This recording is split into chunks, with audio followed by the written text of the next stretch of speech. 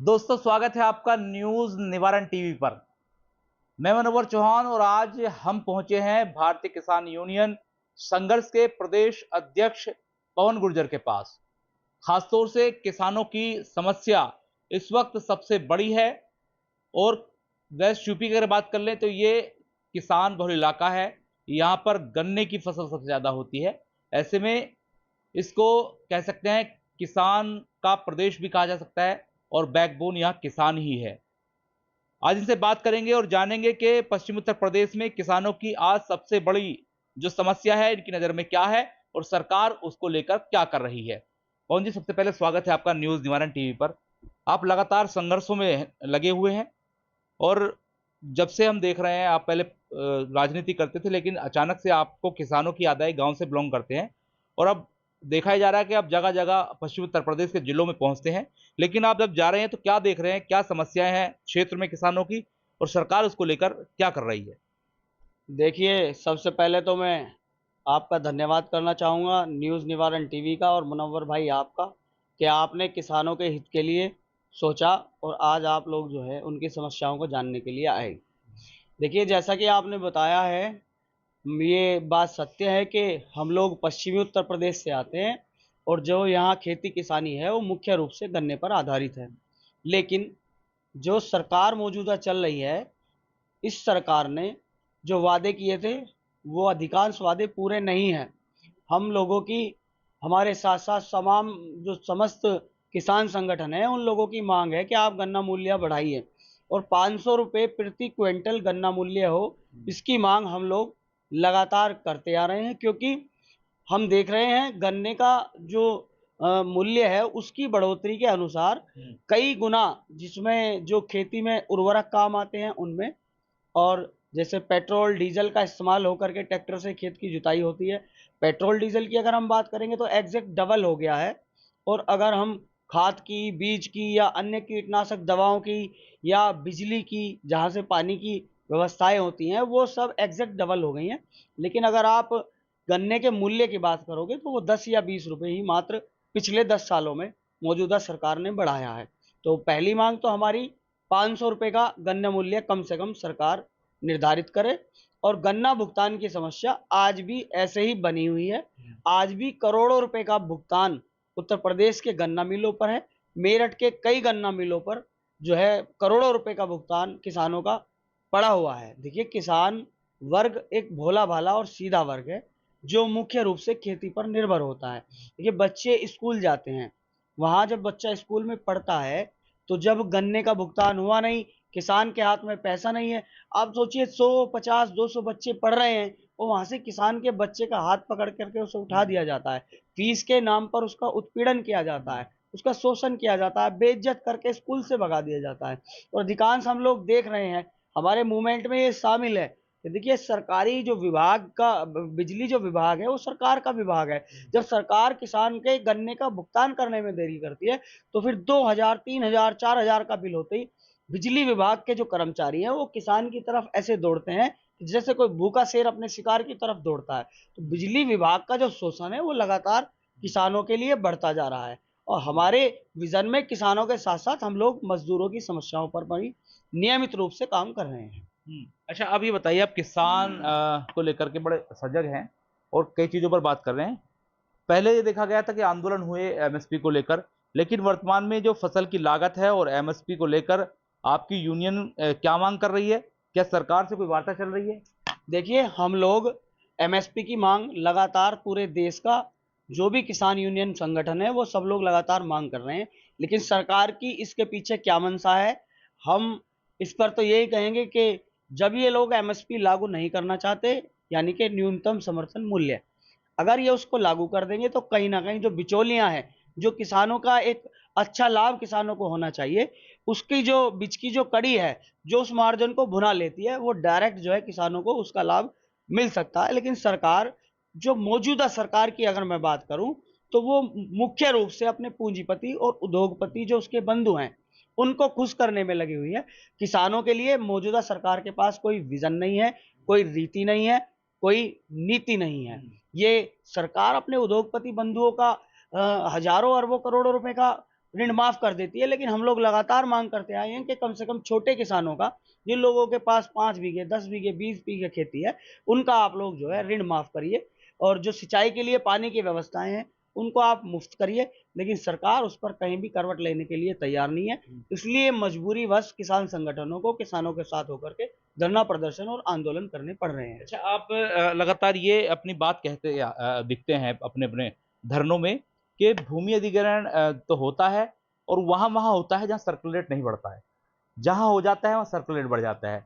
क्या इसमें भी आपको कुछ लगता है कि कोई गवर्नमेंट की मंशा है? सर्कुलर रेट को लेकर आपने सवाल खड़े किए, भूमि अधिग्रहण को लेकर सवाल खड़े किए और क्या आप कहते फिर रहे हैं लोगों से, किसानों से, क्या आप सजेस्ट कर रहे हैं बताएँगे ज़रा? देखिए, हमारी जो अब मुख्य मांग चल रही है, देखिए जो खेती किसानी इस समय आप लोग हमारे संगठनों की मांग चल रही है, क्योंकि जो खाद और इस समय उपलब्ध होना चाहिए, वो इस समय बुआई का समय चल रहा है, वो उपलब्ध नहीं है। लेकिन एक मांग हमारी बिल्कुल हटकर है।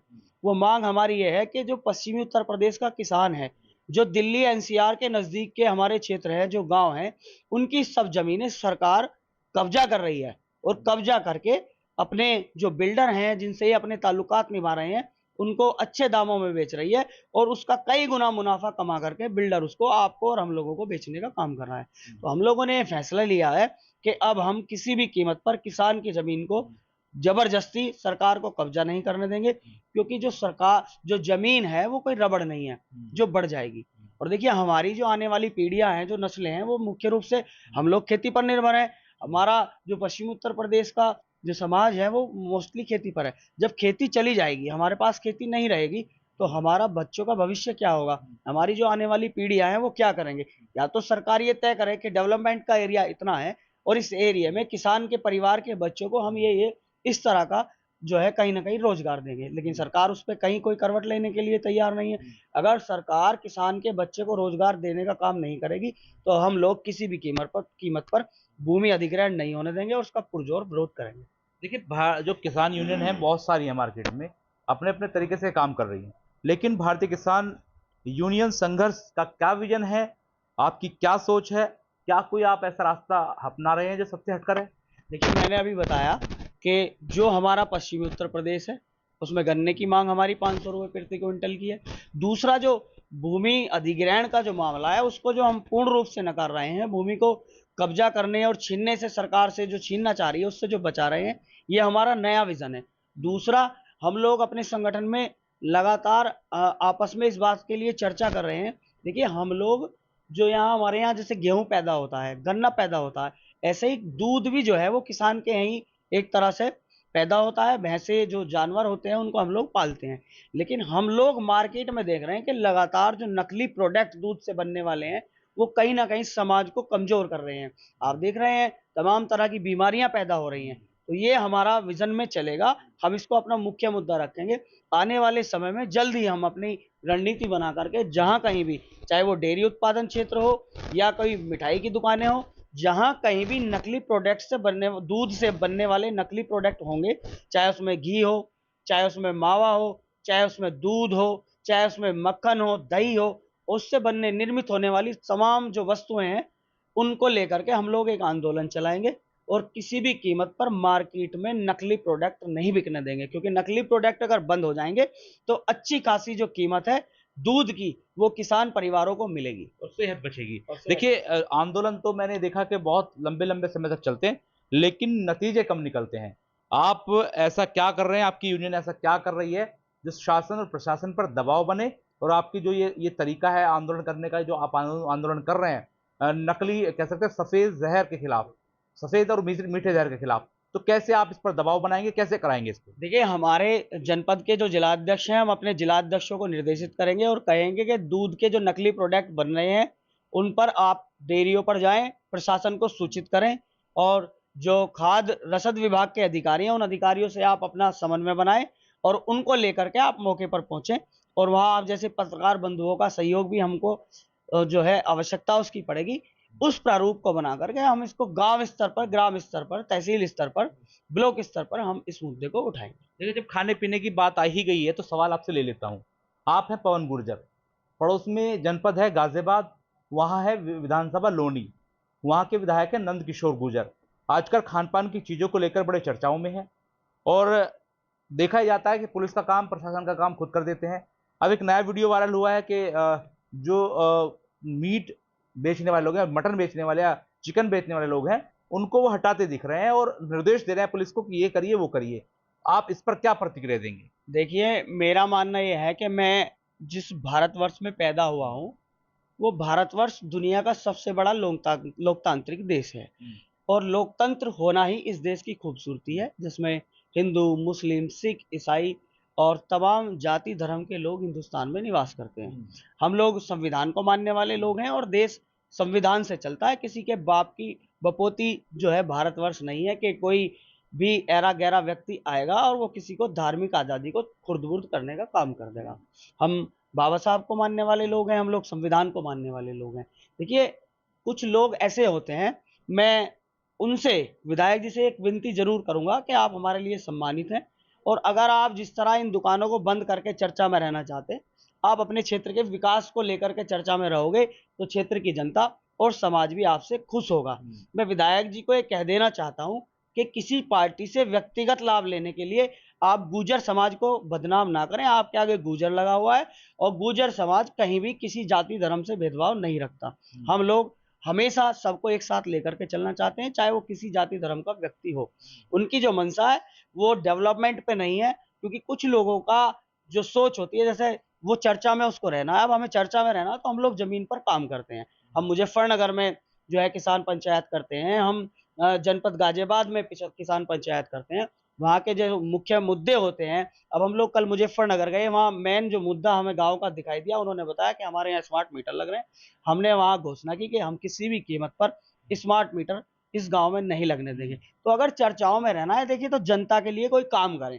आज का समय आप माहौल जानते हैं कि हर व्यक्ति हिंदू और मुसलमान पे बोल करके अपने आप को लाइमलाइट में रखना चाहता है, लेकिन ये जो चमक है वो थोड़े समय की चमक है और द्वेष भाव की चमक है, देश को बाँटने वाली चमक है। मैं किसी भी कीमत पर उस व्यक्ति का समर्थन नहीं करूँगा जो देश को विभाजित करने का काम करेगा, चाहे वो मेरे परिवार का व्यक्ति हो, मेरी जाति का व्यक्ति हो, मेरे धर्म का व्यक्ति हो। मैं उस व्यक्ति का समर्थन करता हूँ जो देश को एकजुटता की बात करे, अखंडता की बात करे और देश को संपन्न करने के लिए एकता की बात करे। आपने जिक्र किया किसान पंचायत।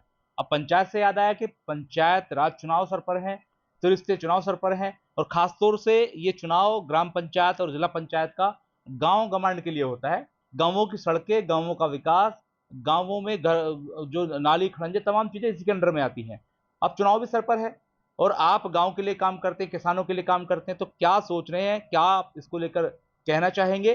क्योंकि देखा ही जा रहा है कि जिला पंचायत सदस्य भी बनते हैं, अध्यक्ष भी बनते हैं, ग्राम पंचायत में देखा जाए कि प्रधान भी बनते हैं, लेकिन आज भी गांवों की समस्या जैसी थी वैसी है। एक दो गांवों को छोड़ दें, हर इलाके में एक दो गांव ऐसे होते हैं जहां जिला पंचायत या ग्राम पंचायत के लोग मिलकर के काम करते हैं, लेकिन मैक्सिमम गांवों में आप चले जाइए, या तो डेयरी की वजह से या किसी और वजह से सड़कें हैं नहीं, नालियां टूट चुकी हैं और हालात बद से बदतर है। तो इसको लेकर क्या स्टैंड अप?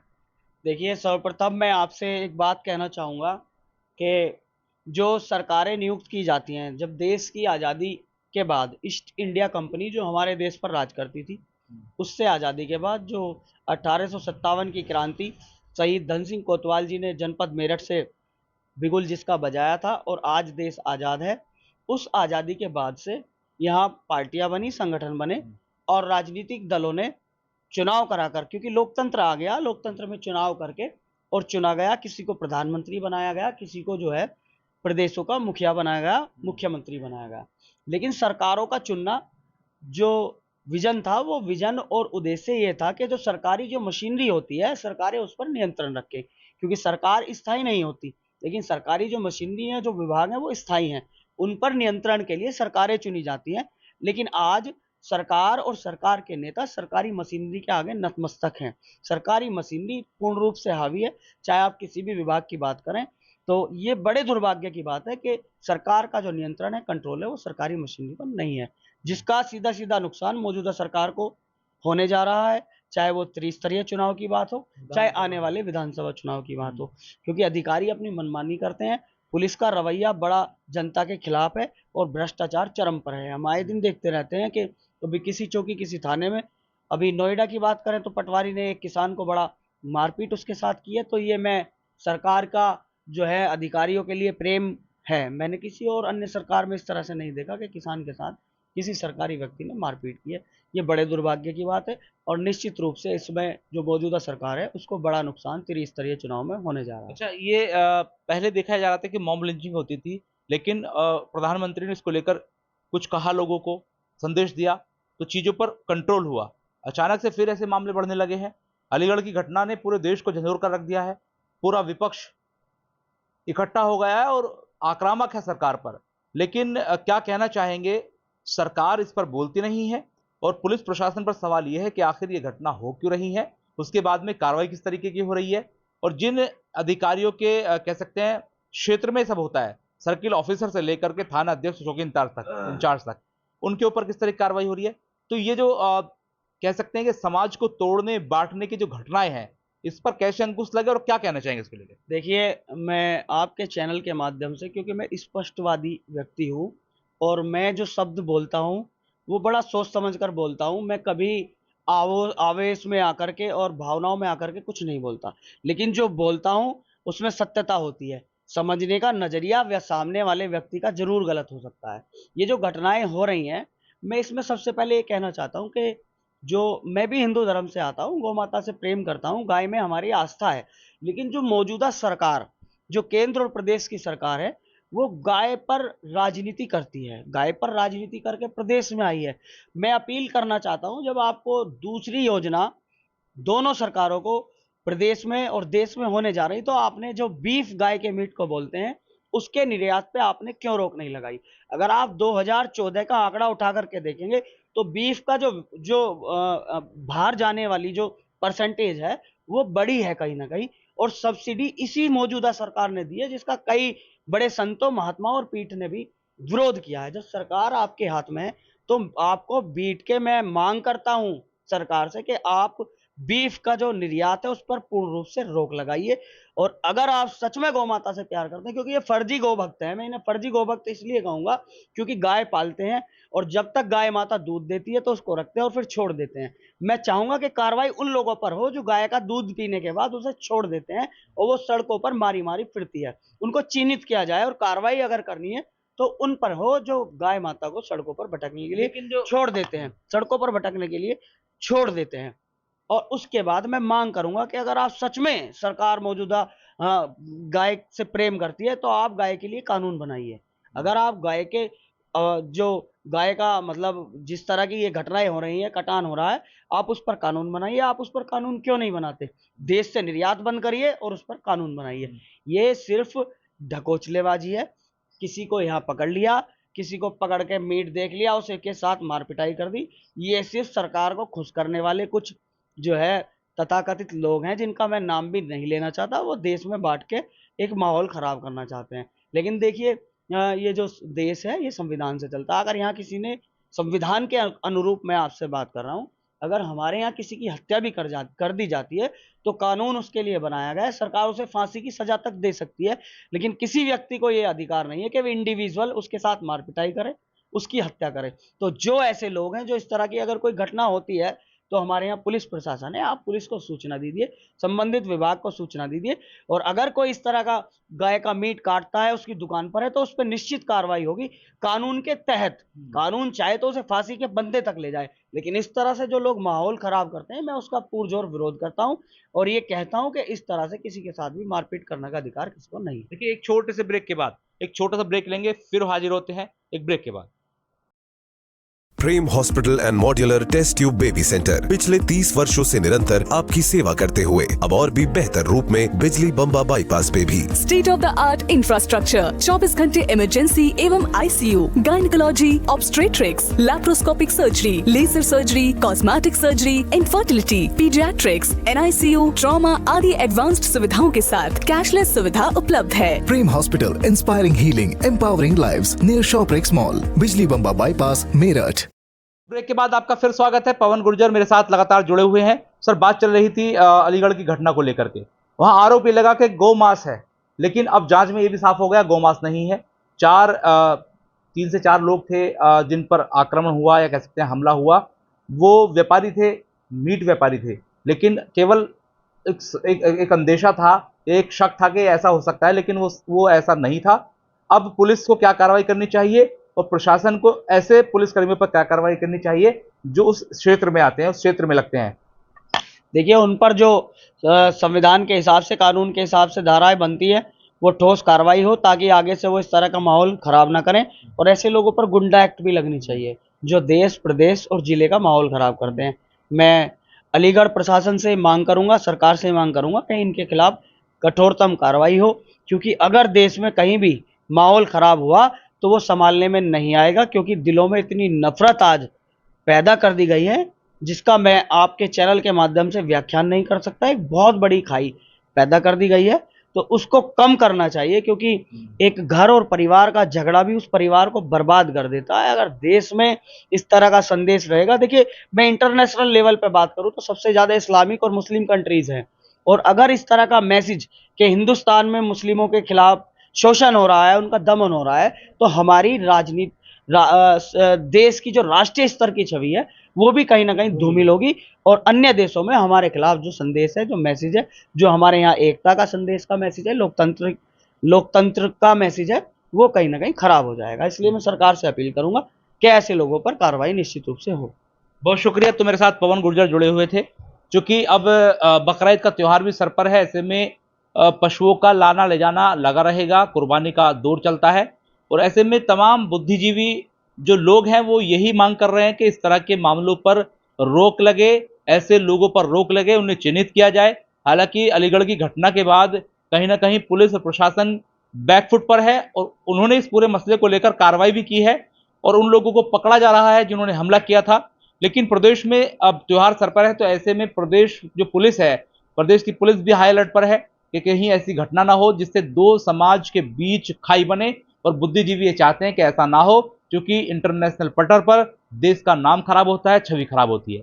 तमाम मुद्दों पर हमसे पवन गुर्जर ने मुखर होकर बात की है और किसानों के लिए काम कर रहे हैं। हालांकि पहले तो ये राजनीति करते थे, लेकिन अब किसान है, चूंकि किसान परिवार से आते हैं, तो किसानों के लिए उन्होंने राजनीति एक तरह से राजनीति शुरू की है। सरकार से किसानों की बात मनवाना भी कहीं ना कहीं किसान राजनीति से ताल्लुक रखता है।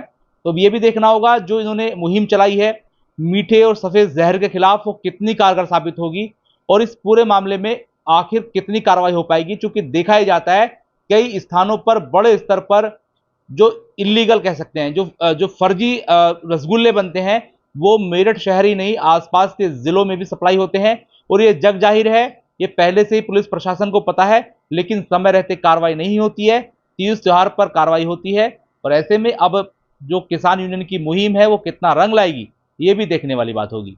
सहयोगी फहीम के साथ मनोवर चौहान, न्यूज निवारण टीवी, मेरठ। जय हिंद।